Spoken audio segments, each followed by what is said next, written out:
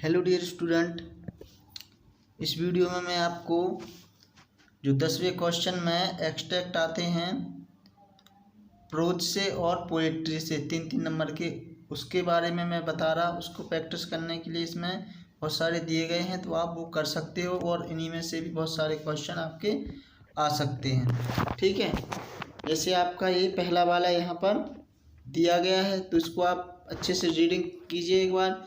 जब रीडिंग कर लोगे तो आपको समझ में आ जाएगा कि ये कौन सी लेसन से लिया गया है और इसके राइटर कौन है। ठीक है ना, बस आपको सबसे पहले जितने भी लेसन दिए गए हैं उनकी राइटर और उनकी लेसन का नाम याद करना है। और आपको पोएम में भी यही करना है, पोएम का नाम और पोएट का नाम याद करना है। ठीक है, तो इसको आप जब पूरा पढ़ोगे फिर क्वेश्चन कैसा आएगा, the lesson from which the above extract has been taken is. तो ये कौन से लेसन से लिया गया है? देखो ये वाला है आपका जो साउंड वाला लेसन था ना, ठीक है ना, तो इसमें आपका सी वाला हो जाएगा, the sound of the music. ठीक है, व्हाट इज ए जाइलाफोन? तो क्या है ये आपका ए वाला है, ए म्यूजिकल इंस्ट्रूमेंट। ठीक है, the noun of the wooden is, wooden का आपको नाउन बताना है तो क्या होता है, वुड होता है, मतलब सी होता है। एक मैंने आपको बता दिया है, बाकी के आप इनको पढ़ते जाइए और इनके आंसर ढूंढते जाइए। यदि आप आंसर नहीं आपको समझ में आता है तो नीचे इनके आंसर भी दिए गए हैं।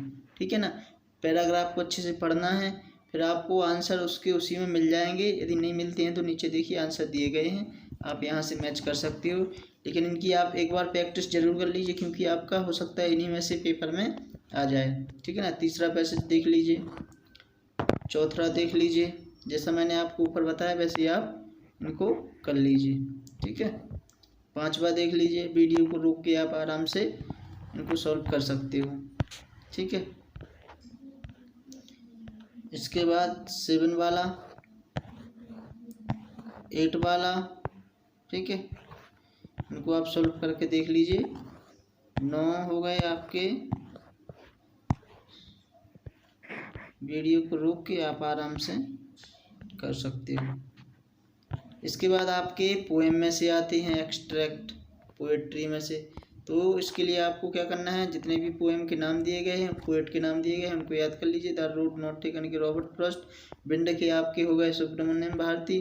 ठीक है ना, रेन ऑन द रूफ के हो गए कोट्स के ने, the lake isle of Innisfree के William Butler, it's elegant of the Northland के Phoebe Cary, no man are foreign के James Kirkup, on a killing tree के गिब Patel, a slumber did my spirit seal William Wordsworth. ठीक है, तो उनके आपको याद करना है। इसके बाद इस प्रकार से आपका एक एक्सट्रैक्ट आएगा, लगभग 4 लाइनें आएंगी उसमें, इसमें बहुत बड़ा दिया है। ठीक है ना, तो आपको उनको पढ़ना है और फिर समझना है कि ये कौन सी पोएम से लिया गया है और इसके पोएट कौन से। जब आप इसको पढ़ दोगे तो फिर नीचे आप किस टाइप से क्वेश्चन आएंगे, MCQ टाइप के। ठीक है, कि from which poem the above extract has been taken, तो कौन से लिया गया है, ये आपका रेन ऑन द रूफ। देखो रेन इसमें शब्द भी दिया गया है, तो बी वाला हो जाएगा। द अपोजिट वर्ड विलिस का अपोजिट वर्ब क्या हो जाएगा, कर्स। ठीक है, where do the shadow hover, तो इसका ऑन पिलो। ठीक है, तो एक मैंने आपको बता दिया, इसमें बाकी के आंसर भी दिए गए हैं, तो आप इनको अच्छे से सॉल्व कर लीजिए। ठीक है ना, इनको करके देख लीजिए जितने भी इसमें दिए गए हैं, तो आपसे हो सकता है इसी में से आ जाए क्या, आना ही है इसी में से। ठीक है, इसी में से कॉपी पेस्ट हो जाएगा, तो आप इनको रट लीजिए, अच्छे से याद कर लीजिए।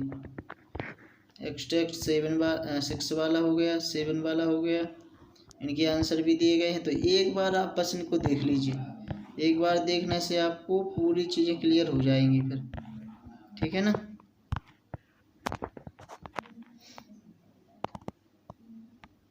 तो आप इनको अच्छे से कर लीजिए। ठीक है ना।